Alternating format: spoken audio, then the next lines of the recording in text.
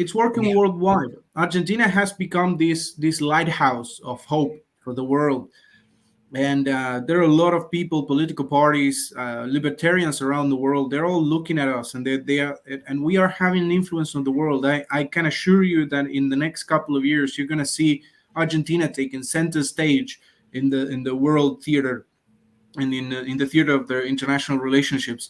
I believe, at the end of the day, I believe that the only way forward is by defending, tradition, family, liberty. Buy my novel, Escape from the Village, from major booksellers online. Go to escapevillage.com.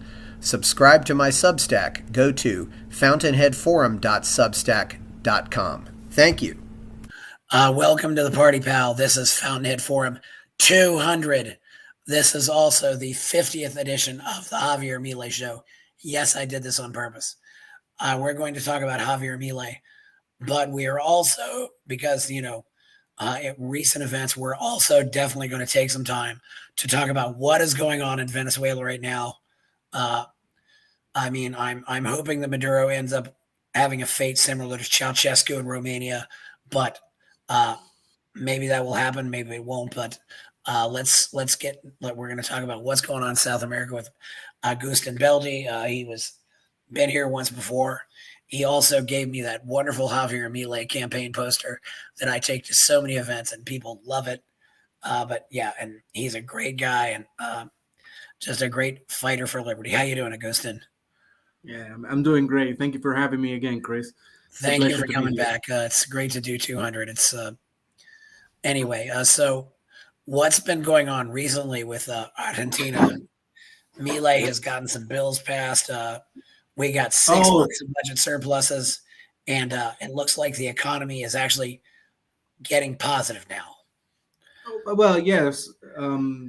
Let's start at the beginning. The first thing that Milei did when he came into office was the DNU is called DNU, which is basically an executive order. And because Argentina is such a presidentialist country, the president has a lot more powers than in the United States, for example. And so within that executive order, there was probably the largest government reform in the history of the country. But things didn't stop there. And after a grueling 3 months of debates and filibusters and delay tactics and straight up political operations from the opposition, from the different opposition parties, we need to remember that Argentina has many, many political parties, not just 2. And so everyone was against it. And we need to also remember that that the La Libertad Avanza is a minority party within Congress in Argentina. So after 3 months of grueling debates and all of these horrible things that I was explaining to you guys, the ley bases came forth and was signed by the president. The ley bases is it's called the basis for a prosperous Argentina. It's called the law. And ley bases y puntos de partida para una Argentina. So the basis and starting points for the prosperous Argentina. And together with the executive order, it is the largest government reform in the history of our country by far. We're talking about taxation. We're talking about private property. We're talking about government bureaucracy elimination. We're talking about taking powers away from the central bank. We're talking about giving people autonomy back. And together with this amount of reforms, we saw how inflation has plummeted. It's sunk to the very bottom of the sea where it should remain for the next few months. And we are also looking at, for the first time in 7 months, in a lot of time actually, for the first time in years, we are seeing the numbers for the industry and commerce going up. It's still incipient, but it's becoming more and more pronounced as the days go by. There's also the fact that we've had a government surplus, both financial and monetary, for 7 months now. It's the 1st of August, 7 months now, and so we are quite happy with what's going on, and we're all praying and fighting for this to continue and to embolden Milei to finish all the 3,600 reforms that he promised us during the campaign. Yes, it certainly there's a tall order here. I mean, he's apparently going to get to cut about 60 more agencies. I mean, I don't know what do you think this will amount to in just number of employees who are now Well, dismissed? that is a very, very abstract question, because there are many different ways in which the government employs people. Just by the fact of cutting all infrastructure projects in the country, which was a well of corruption here in Argentina, you cut a lot of government spending. But there's also around 70,000 people that have left direct government employment. There is 120,000 that are more coming. So there was a 50,000 first and 70,000 that then comes a lot of people. We're shrinking the government at an absurd rate, and it all comes with complications. Let me tell you that, because, well, of course, there are a lot of responsibilities and competences that people need, that by law you need to occupy, and so that requires a more in-depth analysis. But it is not something that a reorganization.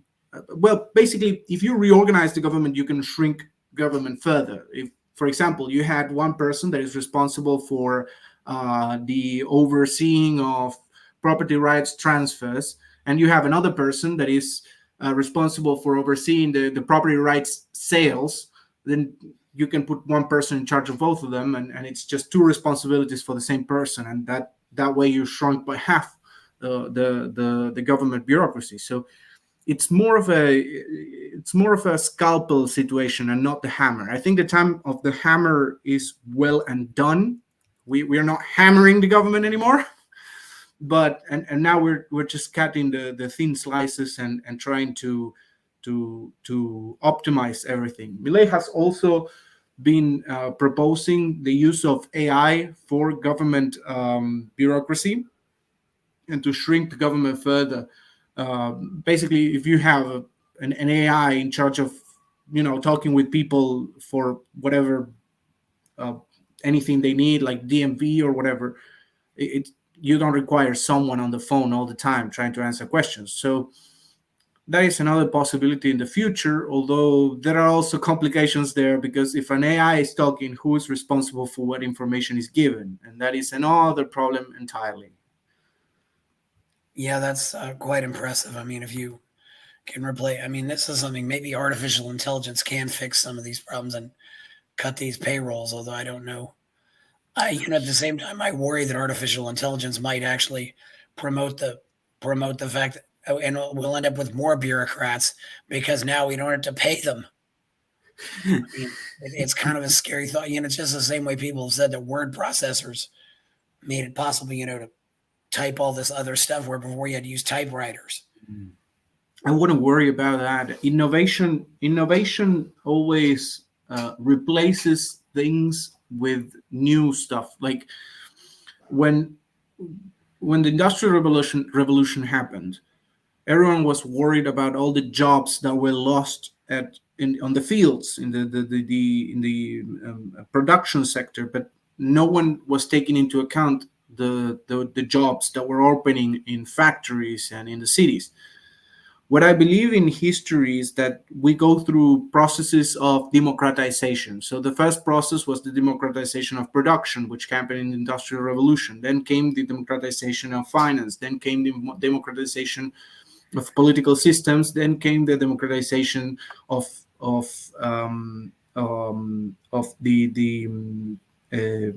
government systems, and lastly came the democratization of information. From the internet age onwards. So now we don't know what AI is going to bring humanity. We know that it may be a problem. We know that uh, it may bring problems, but we also know that it's a very powerful tool for the future. Space travel would be impossible without an AI, for example. And if you want to dream in a sci-fi world, then AI is inevitable in that regard. Yes. And so, what was the question again? The do ships dream? Do robots dream of electric ship? Yeah, I That's it. also hear they want to, privatize Aerolíneas Argentinas. So Hmm. the state airline may be privatized. He apparently Well, even tried to sell it, was going to say, well, we'll sell it off to the workers, but they objected to that.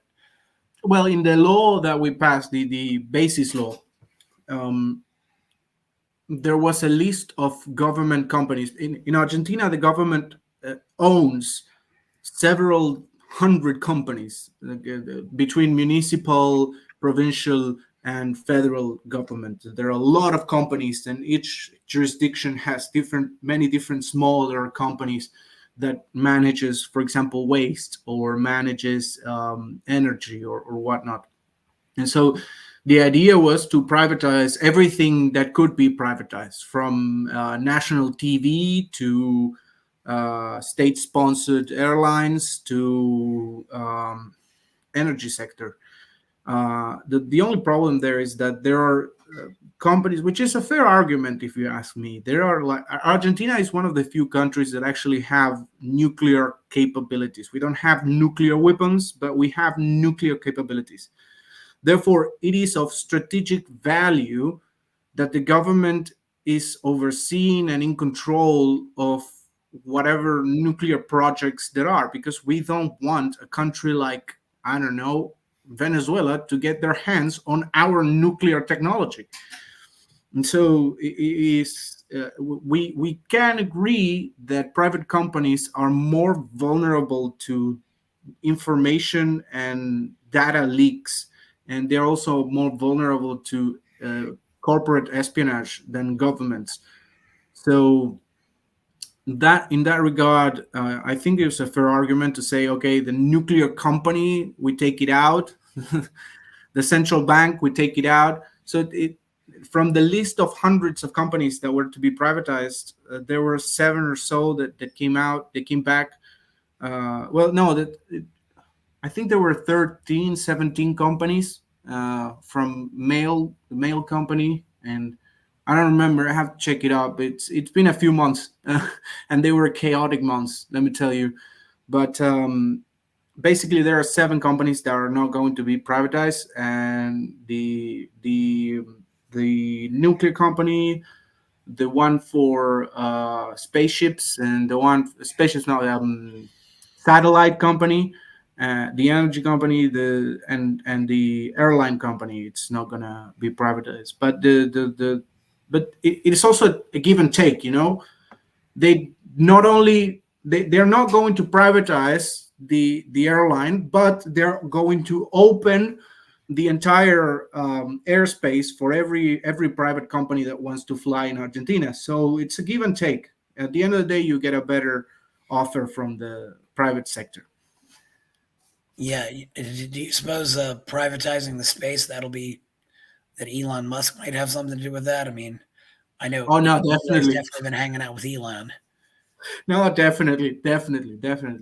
After the meeting between Milei and Elon Musk, Argentina was open to the Starlink service. So there is definitely relation there, and I would argue it is of strategic value to have access to all these companies and all these Yeah. services worldwide. So it's important that it happens. And the good thing we see here in Argentina is that the libertarian argument has taken such roots in the people that we have seen.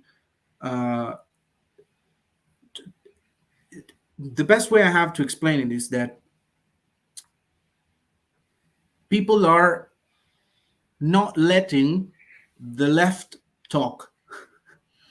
It's kind of like the snake in Genesis, in the snake talking to Eve and whatnot, and seducing them and making them sin. The the left, the more you let the left talk, the more you're going to listen to their lies. And so you need to fight back by, first of all, telling them to shut up. I am of the opinion that the only reason why the left has advanced so much is because we never told them to shut up. And lo and behold, when you tell them to shut up, they do. And so we're winning now because we're telling them to shut up and they're shutting up. And also, when they talk, we don't care about their opinions. We cannot care about the opinion of the people that are in favor of the Venezuelan dictatorship. We cannot care about the people that impoverished the richest nation in the world at the turn of the century. We cannot, at the turn of the 1900s. I mean, and the 20th century. We cannot listen to the people that are in favor of more government oversight and the absolute travesty of the invasion of your very private individual sphere and your interests. So I think it's a matter of time. We need to keep pushing forward. Yeah, yeah. I think this is what's really key is Milei really is doing that philosophical re-education of the country that Ayn Rand often said had to take place before you get involved with practical politics. The only difference is he's doing it as a politician, but it seems to be working. I mean, And it's working I worldwide. It's working yeah, worldwide. Argentina has become this lighthouse of hope for the world. And there are a lot of people, political parties, libertarians around the world. They're all looking at us, and they are, and we are having an influence on the world. I can assure you that in the next couple of years, you're going to see Argentina taking center stage in the world theater and in the theater of their international relationships. I believe, at the end of the day, I believe that the only way forward is by defending, you know, tradition, family, liberty. We cannot be genuflecting to every single capricious desire from the left. yeah, it's I think there's also the realization that maybe the left has never been really sincere about what they're saying. As I've No, they noticed, never the, been. They never the been. issue is never the issue.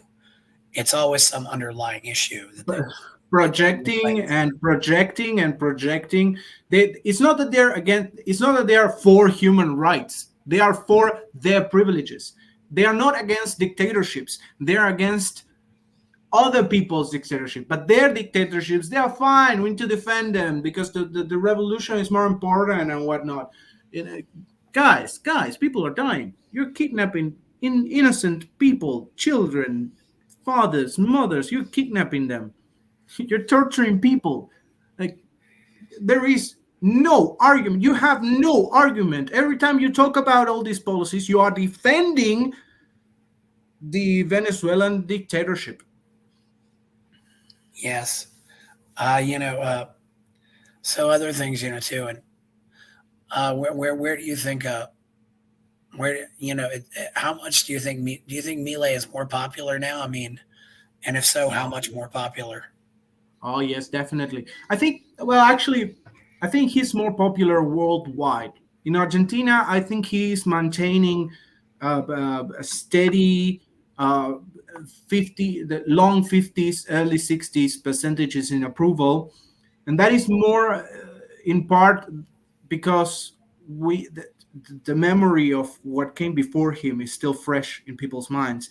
And now that the salaries are beating inflation, now that the economy is getting back together, now that inflation is about to be eliminated, now that the central bank has been almost entirely cleaned out, um, I believe that people are going to see the positives, and we need to make people a part of this celebration. We need to make people a part of our victories. We need to include them all because Milei is president today because everyone voted for him and everyone worked for him to be president and for these reforms to happen. So making people a part of of the victories is important and key into maintaining the levels of approval.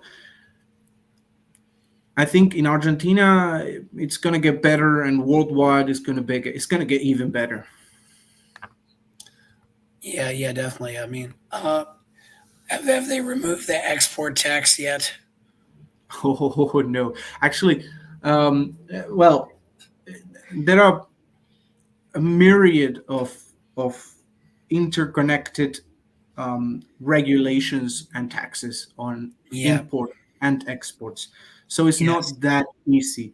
The one that Millet is talking about is the one that he has direct power over, which is the country tax, which is impuesto país, is called in Spanish. It's a tax that came about because of an executive order, and it was a predatory tax that was used as a scale to force the private sector to sell their goods within the country. Uh, if you pair that together with the system that we used to have for export and import, which is called the SIRA, sorry, uh, the SIRA system, you needed to know someone in government to allow you to import or export.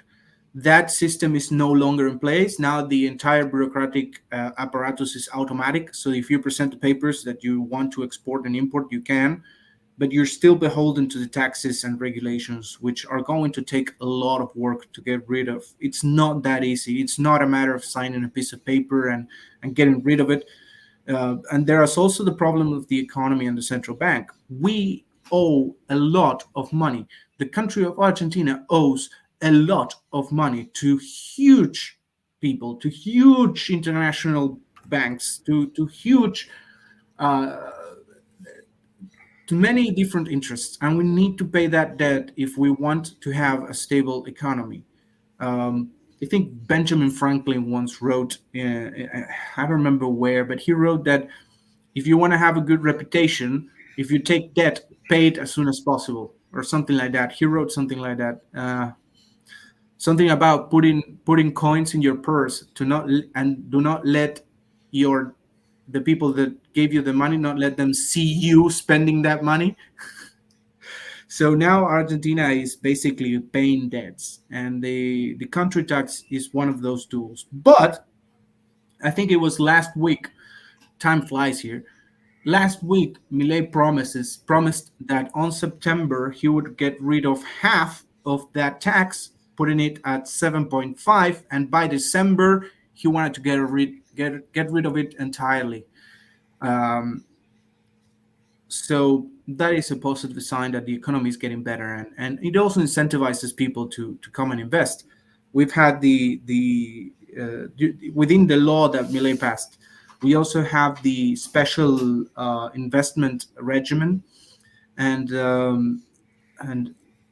so many companies are investing money now. There was this $300 million for this project, $2,000 million for that other project.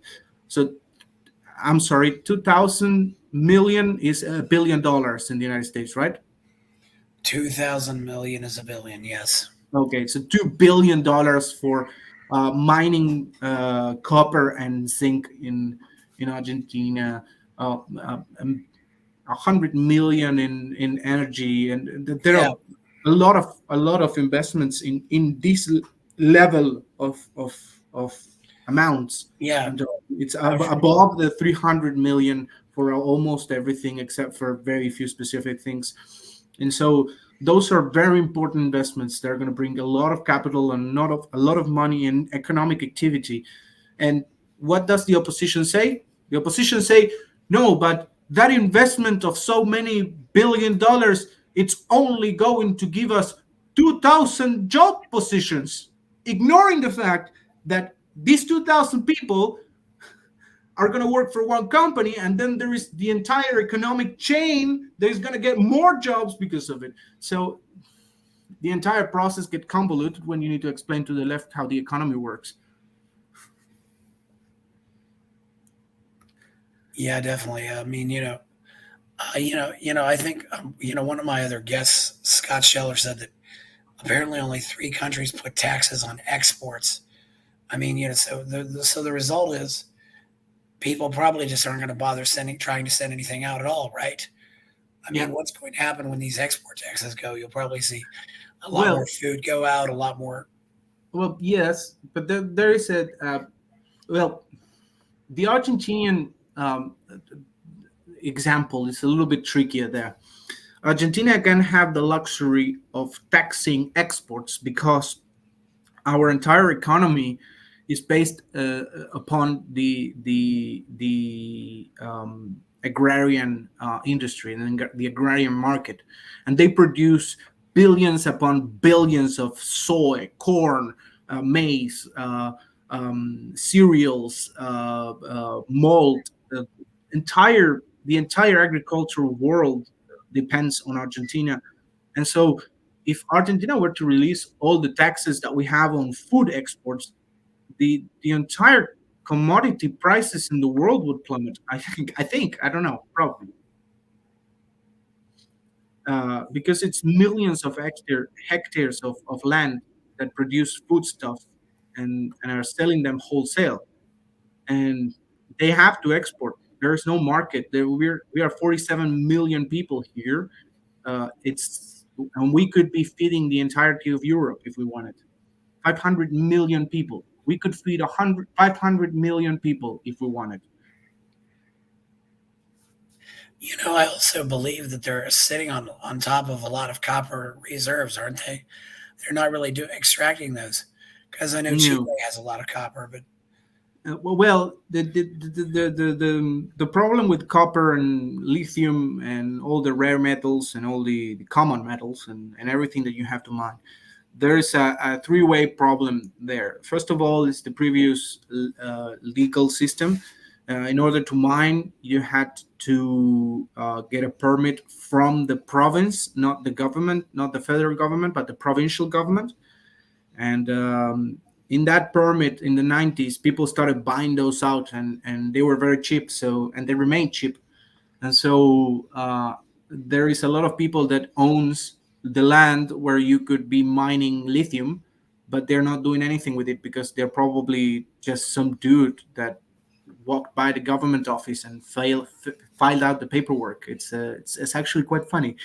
And on the other hand, there is the investment problem, which is there used to be no safety for investors, and but now there is. And the third problem is that the previous administration had a tendency to rely had a tendency to be more preoccupied with um, the environment than jobs and feeding people and having a better economy.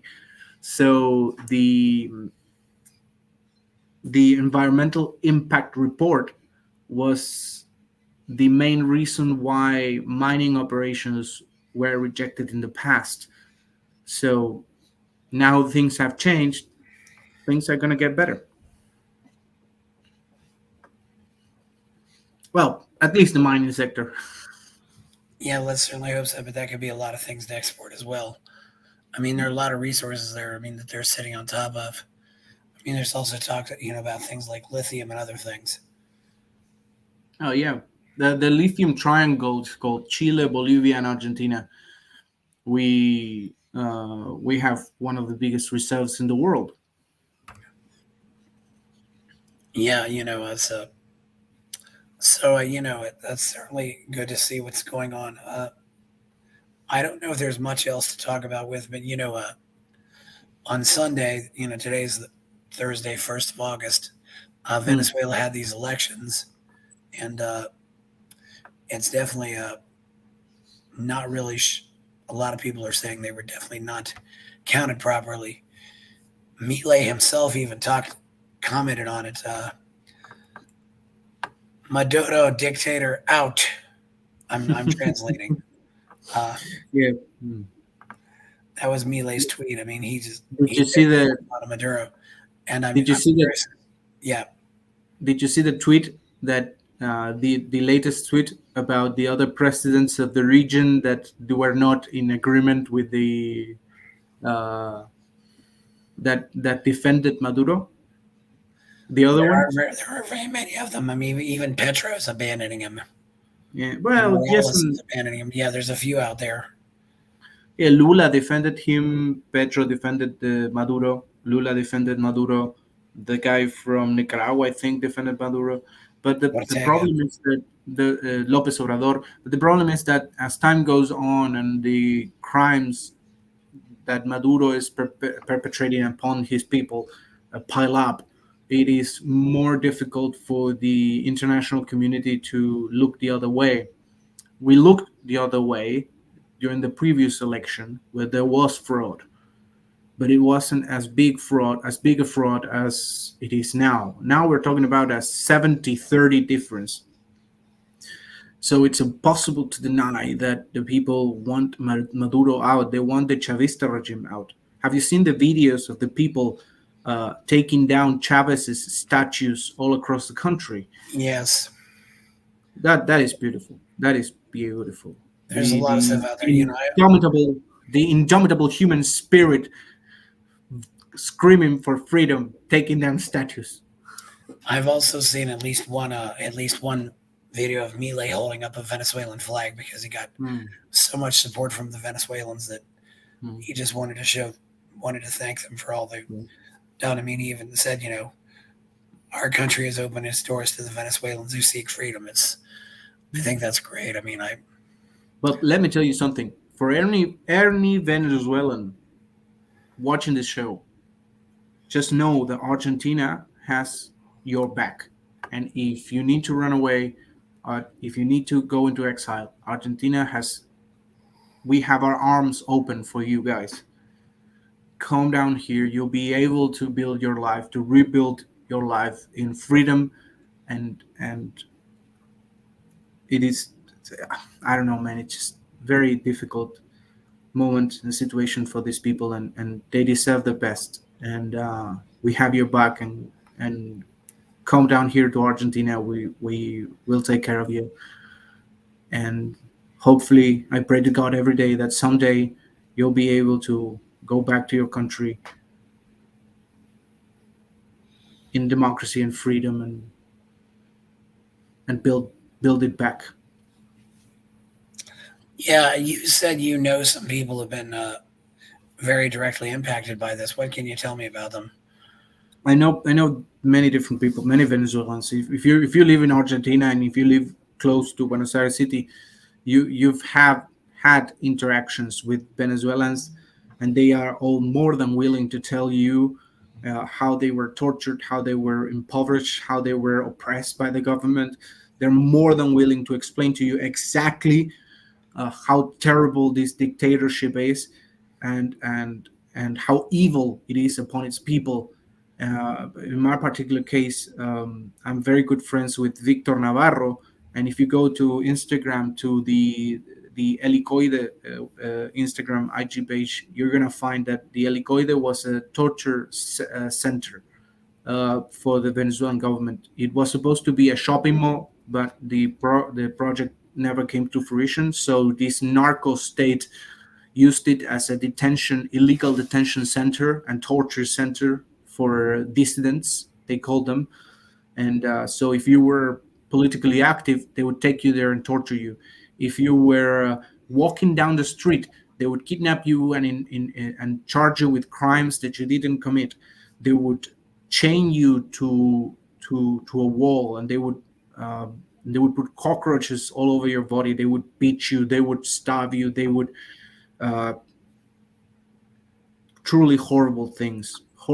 And they've told me so many horrible stories, terror stories, horror stories of what happens inside that place. And if you guys ever, people watching, if you have the stomach and the heart to see what happened, search the Helicoide. I'm going to write it down in the chat so people know, but um, so people know what it is, and and you can inform yourselves a little better on what's going on in Venezuela. Yes, it's the Helicoide. That's Hotel Echo Lima India Charlie Oscar India Delta Echo. The shopping mall that became a torture prison. Yeah. Yes, they're really doing a lot of. It looks like the military has possibly abandoned Maduro. I don't know. What's Well, we need to understand that in every narco state, the military is not the military. The military is just a gang, a roving gang of armed criminals that go around selling drugs, trafficking people, and trafficking drugs, and oppressing the people in general. The the problem with the military in Venezuela in particular is that there are factions, and you need to understand that there are several different factions.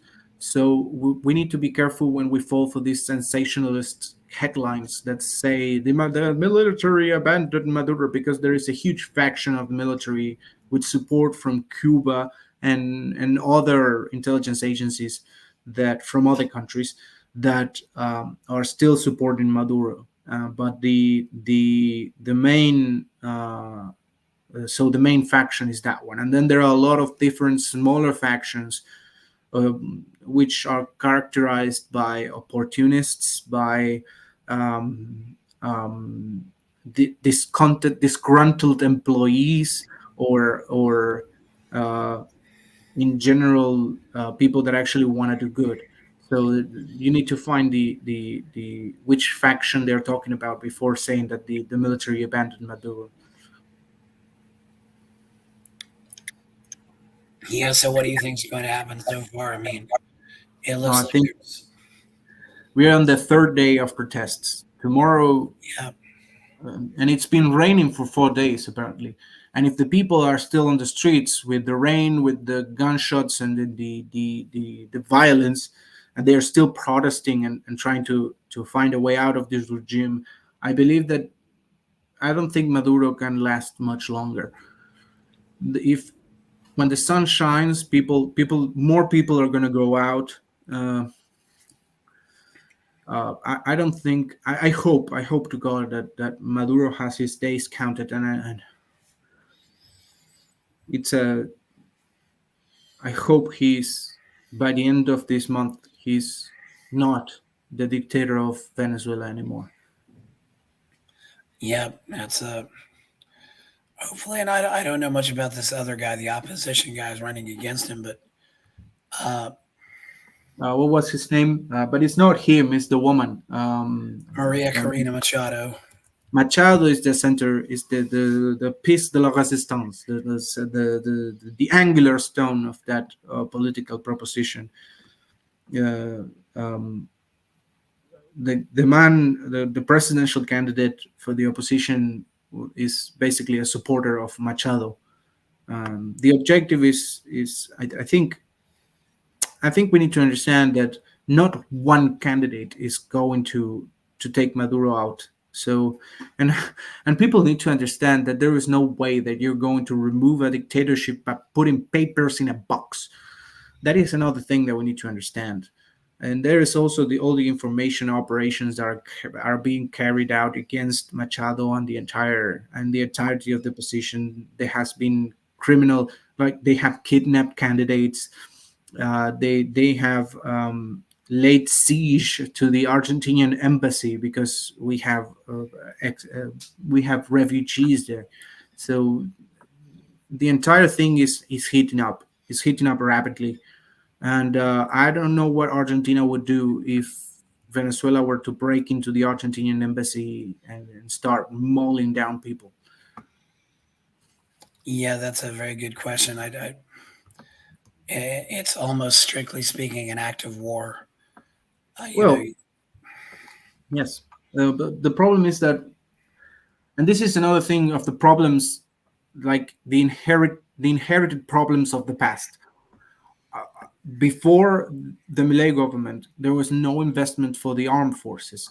So the embassies around the world don't have military security like the one the United States has. Like they are basically buildings with some private company security firm that has little Oscar with his taser looking at you like, oh, don't you dare. Like, but Oscar is not going to fight against an AK. I mean,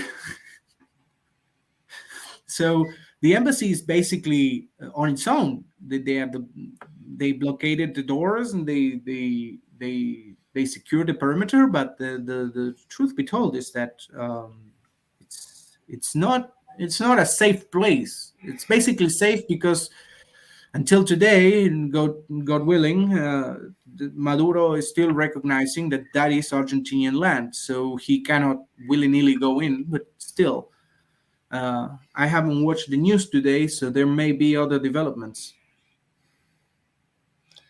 Yes. Yeah, yeah. What else? And also apparently Wagner from Russia is helping out with this too. Well, Russia, Iran, and China are very allied with Venezuela, and they all have contracts, contract futures contracts for the oil in Venezuela. China basically owns the entire oil production and petrol production from Venezuela for the next, I don't know how many decades. So they have a certain definitive interest in the country. If the Maduro regime were to fall, there are a lot of interested parties that wouldn't like that to happen. But at the same time, no one wants to be associated with a murderer. So, Yeah, and I mean even Petro seems to not be on his side, which is kind of interesting. I mean, do you think there's a possibility other South American countries might intervene? no, not yet, at least. There needs to be a bloodbath in order for that to happen. And the only two countries that actually have a military that could intervene are Argentina and Brazil. I don't think Brazil is going to want to intervene, and Argentina is still getting back on its feet. So I don't think the military is yet ready for that kind of action or intervention. Furthermore, I wouldn't like Argentina to become an interventionist country. And I think in this regard, in this type of situations, when our values and our principles are tested the most, sure, I would love to go there, gun in hand, and just free the people of Venezuela. But I don't want Argentina to be like the United States, going into any country that pisses them off. And I think there is also the fact that the United States still has like a vested interest in Venezuela, and I don't think that the patience of the United States is gonna last much longer before they start operating against Maduro. I don't think intervention is near. I think it's more gonna be diplomatic and intelligence operations that are gonna take place, and I think that's gonna be enough to take down Maduro. If the countries in the region were to um, agree on ending the Maduro regime, I don't think Maduro could last a week. What about Colombia? Because it sounds like Colombia's gotten the most of the Venezuelan immigrants. Yes and no. Colombia is The problem with Colombia is that they are still reeling, they're still hurting and bleeding from the war against the FARC.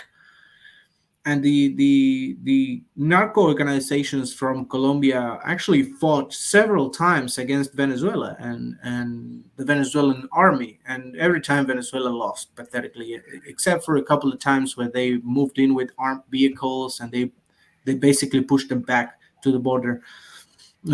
I think for the Venezuelans, Colombia is more of a transition stay, not a definitive stay.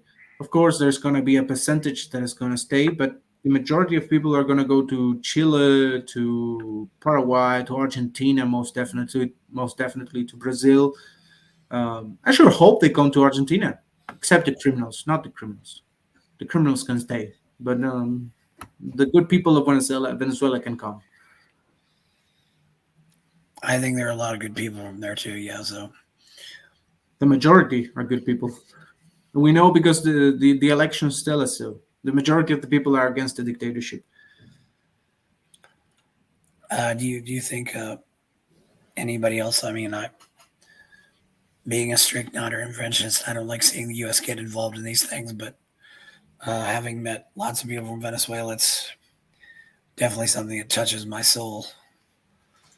Uh, Well, this is when our principles and our values are tested. As an American, are you in favor of against an interventionist policy? And whatever that answer that you have is going to be the answer for Venezuela. But military intervention is not the only way. Political pressure is most definitely giving support to the opposition is also good, and it's not an interventionist avenue. Well, yes, of course, you're intervening in their political system, but I don't think there's much of a political system if you're under a dictatorship. Not really a whole lot. Yeah. Yeah. So, uh,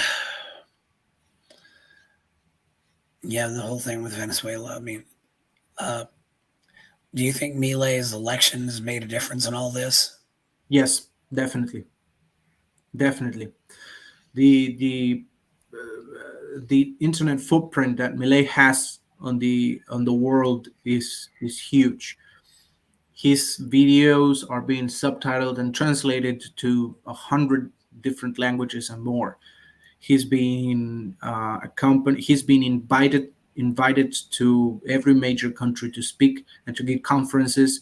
He has been a trailblazer in this regard, and we can see that he has had an impact on Spain, on France, on Germany, on the United States, most definitely, on Mexico, and definitely in Venezuela as well. Because it's not like the people of Venezuela are not talking with the people, the Venezuelans that are exiled. They are talking. Internet allows you to talk. It's this democratization of information that we talked about, of communication. So I think everyone listens and I think that's a type of power. Everyone listens when Milei speaks. Yeah, everybody listens when Milei speaks. Yes. Uh, Oh well, you were in a conference with Milei here in Argentina when you traveled, right? yes. Which was it? The What Cato was the name? conference. Yeah, The- everybody listens. I mean, he's got. I mean, he really knows how to get people to listen to him, and I mean, it's really a skill that Yeah. so few libertarians have ever had. It's really remarkable to watch this happen. It's one thing that gives me hope for the world. And you only have to be a resident for 2 years to apply for citizenship. Are you going to apply for a citizenship? Maybe I will after I live there for 2 years, but who knows? Well, actually, you can come down here, and you can get the immigrant ID, Yeah. and that comes with every right, and you can vote on the municipal and provincial elections, and then after 2 years you get your official citizenship, which is and it's not that hard a deal, really. It's more of a process, and I think it would be a good thing. Bring your money here, American. I definitely bring my money there. Yeah. Yeah, I don't know You what they see, are. you What see, digital nomads. when Argentinian libertarians speak, people listen. Oh yeah, it's great because I don't know where America's going. I won't be shocked if we have a civil war soon. Well, I think the possibility is there. It depends on whether they manage to kill Trump or not. You know? I think the only thing I think that Trump is a huge peacekeeping force in the United States right now. I remember when he had that town hall. I think last 4 or 5 months ago, and they asked him about the war in Ukraine and what was his position, and they were trying to say that they were trying to make him say something awful to have more headlines, but the only thing that came out of his mouth was, "I just want people to stop dying." I think that was a very powerful moment, and Yes. it has been the it was it that was the anchor point of what his campaign has been since that moment. I just want people to stop dying. Whenever he talks about immigration, he talks about how he wants the about the victims of illegal immigration. He talks about how he wants to stop those people from dying. Whenever he talks about international conflicts, he talks about how much he wants to stop war from happening. Whenever he talks about the economy, he talks about the hunger, the people losing their jobs.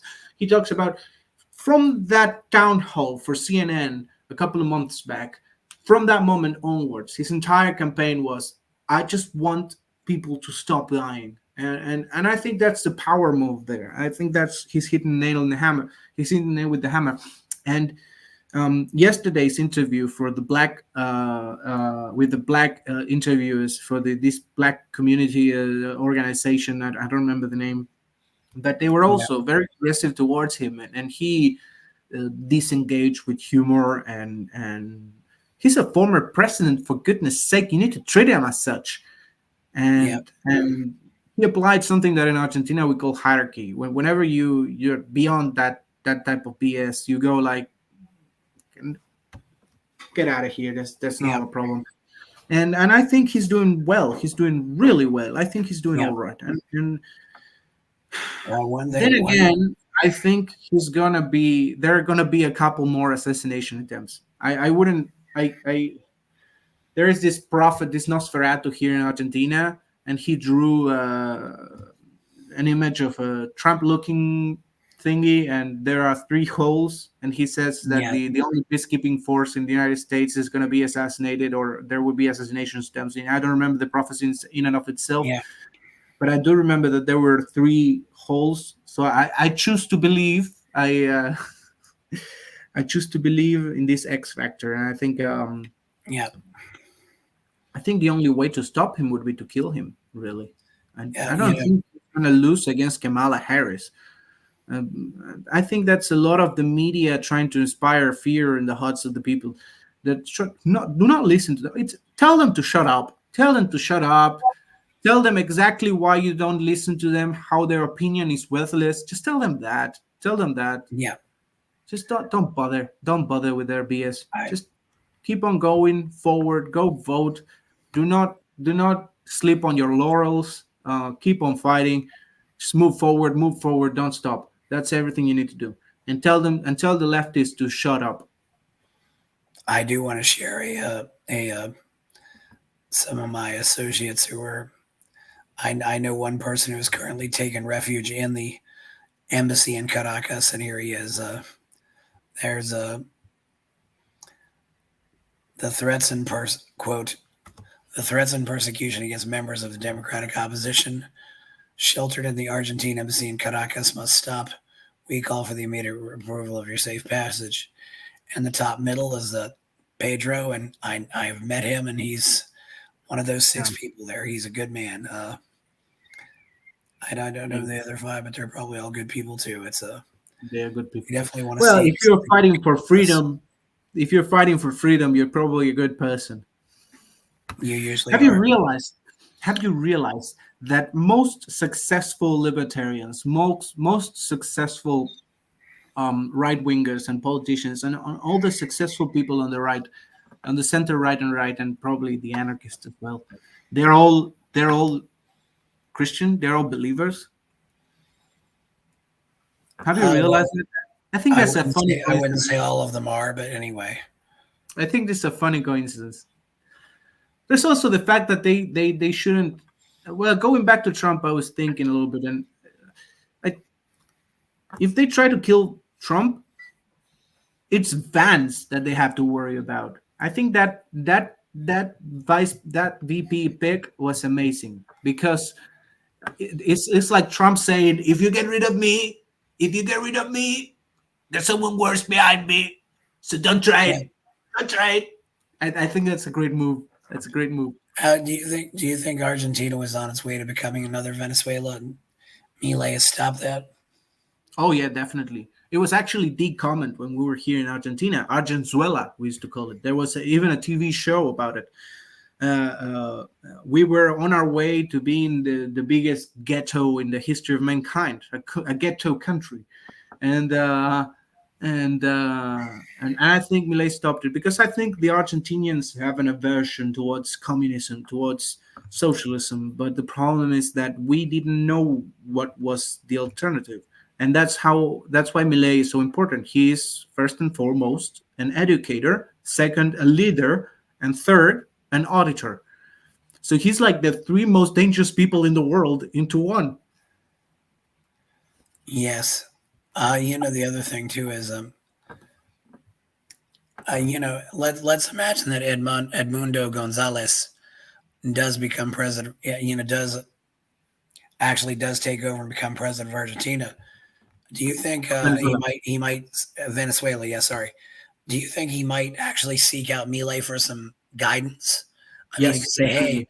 I need to clean up this mess here. Can you tell me how to do it?" I mean, Yes, definitely. not necessarily sending, I don't know if he'd send, not asking about sending money or supplies, but maybe just sending, brains. No, definitely it's gonna. The problem with um, we need to have a little perspective on this. The lefties in the South American region, and well, in Latin American region, really, they have different colors, but they're all leftists. They're all progressives, and they are all postmodernists in what they want and their goals. They're aligned in more geopolitical terms and economic terms as well. A welfare state, a destruction of the economy. They're all aligned in that, but they have different like speeds at what they can walk. But they are all aligned under the Sao Paulo Forum, and so whenever a party that is not part of that forum is goes into power, the first thing they need to do is to seek out all the other people that are not aligned with the Sao Paulo Forum. So he most definitely is gonna hit up Milei for help, most Yes. definitely, and that is something that we need to be ready for because we will need to send people there. We will need to send aid. We will need to send foodstuffs. The Venezuela is just entering the worst crisis in its history, and if you add to that a political crisis as well, it's gonna get real tough for Venezuelans. But at the end of the day, that is the only path forward. I think it's the only way forward. Yeah. Well, hopefully maybe Milei will form some type of consortium. Maybe an anti-Sao Paulo forum. Or, I mean, the Sao Paulo forum is basically this little Yes, collection of he is. of He is actually. socialists He is. all over He is. South It's called the America. It's Albert. a very He evil is. organization. I mean, maybe Milei No, could no. call it the Buenos Aires Forum, and we'll get all the Alberdiano, el pamphlets. foro Alberdiano, el Yeah, foro Alberdiano. It's called that. They're actually working on creating one now. El foro Alberdiano is going to be. It's in the name of Alberdi, which is the our founding father that wrote the Constitution, the original libertarian, and it's still in the works, and they're still gathering resources and people, but there is an objective within the government to do that, and they are going to do it, and it's going to be amazing. Let me tell you. I hope so because I think after this works out, it could really change South America for the better. Yeah, Um, yeah, yeah. have you been to some of these other places, or have you just been in Argentina? What can you repeat that question? Have you been to Venezuela? Or have you been to all over? Where have you been besides Argentina? Well, almost all of Europe, North Africa, the Middle East, and Oh I've wow, been to Cyprus. I lived in Cyprus for 2.5 years, and I've traveled to Brazil, Paraguay, Uruguay, and Chile. And I've never been to Bolivia, Peru, Colombia, Ecuador, or Venezuela. I've never been to those places, but the rest of the world I've traveled. I'm fairly well traveled. yeah. I mean, what do you think's the next? What do you think the prospects are for free markets in the other countries right now? I mean, Chile seems like it's doing really well. No, No, Boric is very. It's a Okay. self-proclaimed communist, actually. Well, I would invest in Argentina. I would invest in Hungary. I would invest in Hungary. Hungary. Yeah, definitely. Okay. I just wanted to make sure you weren't saying Uruguay. Yeah, No, no, no, Hungary, Hungary is in Hungary. Victor Orban. Yeah. Uruguay needs to fix up a little bit, but it is a good place to invest. They call it the South American Switzerland. So Yeah. if you have money to hide, and but I would invest in all the countries that of the Western world. I'm talking right. Asia Yeah. is a different thing altogether. I would go to Macau, for example, not Singapore. Or well, I would go to Singapore as well, but you need more money for that. But I would definitely invest in El Salvador, for example. I would definitely invest in countries that want to do things right. I know economically speaking, Bukele is not really libertarian, but there are a lot of people that are working there that are libertarian and want things to go well, and Yeah. it Yeah. is now. I think that El Salvador is going to start is going to enter into a little bit of a protectionist phase that is not going to last very long because it's very small and the population is small. So it's going to go into that little protectionist phase and then it's going to open up fully again. Yeah. So that's going to be the process. And Yeah. then for the rest of the countries in Latin America, we can expect Brazil to take for Brazil's economy to take a downturn in the short term. Uh, Colombia, Ecuador, not Peru, not so much. I don't think so. It's going to remain stable somewhat. They have more serious people in their economy. Chile, the same. I mean, Boric is not going to do things right, but he doesn't have my vote of confidence. But Chile has historically been the Chicago schools experiment.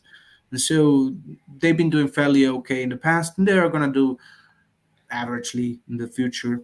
But everything is about to change when Argentina starts taking back its place of a powerhouse. Look at it from our perspective. We have always been at the center of every problem in the region, both economically and politically. If Argentina were to have its economy back on its feet, then we would take center stage, and that influence is going to extend to the rest of the countries. And most definitely, because everyone likes money, and everyone wants money, and everyone wants to have a full stomach. So it's going to be that way or another. That way, definitely. And so, and the more influence Millet has on the world, that is also a huge capturing net for more interests and more influence and more investment and so on and so forth. Historically, Argentina has had great relationship with Qatar, with the United Arab Emirates. We've had great relationship with the United States. We've had great relationship with France and Spain and Germany. We've had a great relationship with Hungary and well, most countries. The Argentinian passport is one of the best passports in the world. Yeah. I mean, they even have, and even though while Milei is not happy about what's happening with Russia, they still have good relations with Russia. They still, I Yeah. mean, Russians can still come there. It's yeah, and being and you're kind of sheltered from the world down there. Uh, Well, that is another thing. That is another aspect. That even though Argentina doesn't mess with the rest of the world, um, Argentina, what's the best way to explain it? It's a little bit hard. It's like we are there, we're really cool, and we don't mess with everyone else. Kind of like neutrality, but really far away. Like, of course, you're going to be neutral if you're 20,000 miles away. That's what I mean to say. Like, well, do you, baby? I don't care. You're all the way over there. I'm over here. What are you gonna do? That the geographical distance makes things a lot more stable in that regard. yeah. Well, this has been a really good talk about everything so far. Thanks for coming back. Thanks for the poster. You have anything else to say before we go? Fight, fight, fight. That's a good attitude. Yes, it's going to be very interesting. I think. Don't give up, guys. So thank you, Agustin Beldi. Please like the video, subscribe to the channel. check out my Substack. Go look at my novel, Escape from the Village. We are out.